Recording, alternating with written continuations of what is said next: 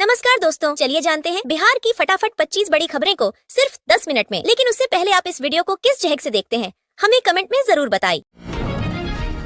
दोस्तों, इस वजह से जमीन सर्वे के लिए किए जा रहे आवेदन नहीं हो रहे। अपलोड विभाग ने बताया, सब कुछ राज्य में जमीन सर्वे सहित राजस्व संबंधी मामलों को लेकर हर जिले के लिए डाटा बैंक तैयार किया जा रहा है। इस डाटा बैंक में जमीन सर्वे के लिए किए गए आवेदन सहित सभी तरह की प्रक्रिया की जानकारी सुरक्षित रखी जाएगी। इसके साथ ही सभी तरह के राजस्व दस्तावेजों को भी सुरक्षित रखने की व्यवस्था होगी। इससे जमीन सर्वे सहित राजस्व संबंधी मामलों को लेकर ऑनलाइन सेवाओं में आने वाली आम लोगों की परेशानियां दूर हो सकेंगी। दोस्तों, तेजस्वी यादव ने तोड़ी भाषाई, मर्यादा विवादित बयान पर भड़की भाजपा। बिहार में नेता प्रतिपक्ष तेजस्वी यादव ने विवादित बयान दिया है। उन्होंने ऐसे शब्दों का प्रयोग किया है जिनका यहाँ जिक्र करना भी मुनासिब नहीं है। बिहार में विरोध की राजनीति होती रही है, लेकिन अब भाषाई मर्यादा टूट रही है। तेजस्वी यादव पहले भी मुख्यमंत्री नीतीश कुमार के खिलाफ विवादित बयान देते रहे हैं। बिहार के सीएम को थका हुआ और राज्य में डीके टैक्स की वसूली जैसे शब्द उनके रहे हैं। दोस्तों, पेंशन, बड़ी खुशखबरी। जनवरी महीने की विधवा दिव्यांग वृद्धावस्था पेंशन 4,500 रूपए जारी हो गए। सरकार ने पेंशन योजनाओं में बड़ा बदलाव करते हुए विधवा दिव्यांग और वृद्ध लाभार्थियों के लिए मासिक पेंशन राशि सरकार द्वारा पेंशन योजनाओं में किए गए हालिया बदलाव कमजोर वर्गों के जीवन में बड़ी राहत लेकर आए हैं। विधवा, दिव्यांग और वृद्धावस्था पेंशन योजनाओं में अब 4,500 रूपए की मासिक पेंशन दी जाएगी, जो पहले की तुलना में 50% अधिक है। इन बदलावों का मुख्य उद्देश्य समाज के कमजोर वर्गों को आर्थिक सुरक्षा प्रदान करना और उनके जीवन स्तर में सुधार लाना है।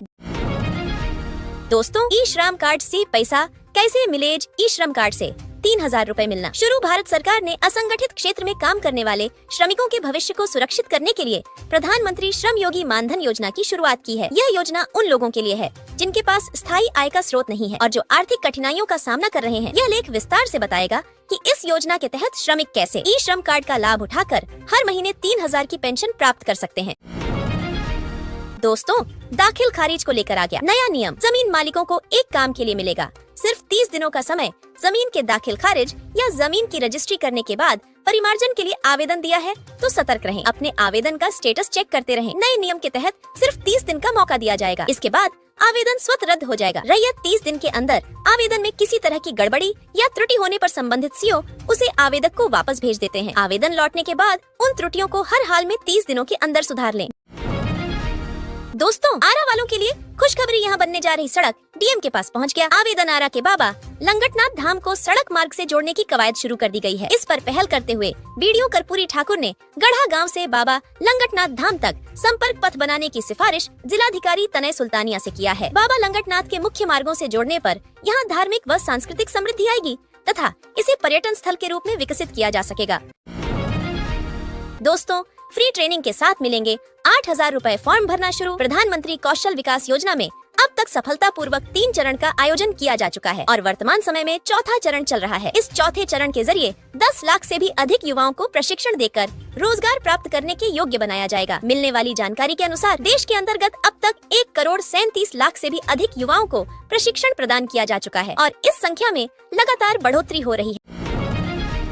दोस्तों, बजट में किसानों को मिलने वाली राशि हो जाएगी 6,000 से 12,000 रूपए। देखें एक एक डिटेल। यहाँ प्रधानमंत्री किसान सम्मान योजना की राशि 2 गुनी यानी 6,000 रूपए सालाना से बढ़ाकर 12,000 रूपए सालाना हो सकती है। इसके लिए संसदीय समिति के अध्यक्ष चरणजीत सिंह चन्नी की अध्यक्षता वाली स्टैंडिंग कमेटी ने मोदी सरकार को अपनी सिफारिशें सौंपी हैं। दरअसल 17 दिसंबर 2024 को लोकसभा में किसान और कल्याण मंत्रालय को लेकर चरणजीत सिंह चन्नी ने 18वीं लोकसभा का पहला डिमांड फॉर ग्रांट्स पेश किया।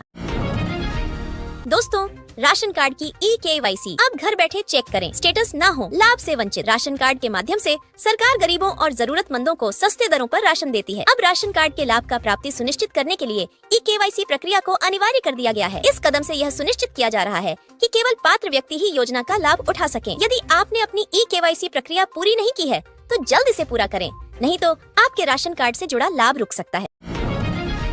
दोस्तों, बिहार बीपीएससी परीक्षा रद्द करने की मांग। प्रशांत किशोर और पप्पू यादव का प्रदर्शन। बिहार में बीपीएससी परीक्षा विवाद पर तनाव बढ़ता जा रहा है। छात्र परीक्षा रद्द करने की मांग को लेकर सड़कों पर उतर आए हैं। प्रदर्शनकारियों ने रेल और सड़क यातायात बाधित किया। प्रशांत किशोर आमरण अनशन पर बैठे हैं, जबकि पप्पू यादव ने चक्का जाम किया। सरकार परीक्षा दोबारा कराने से इनकार कर रही है। विपक्ष सरकार पर दबाव बना रहा है। आगामी विधानसभा चुनाव के मद्देनजर यह मुद्दा और भी गर्मा गया है। छात्रों और राजनेताओं के बीच टकराव की स्थिति बनी हुई है।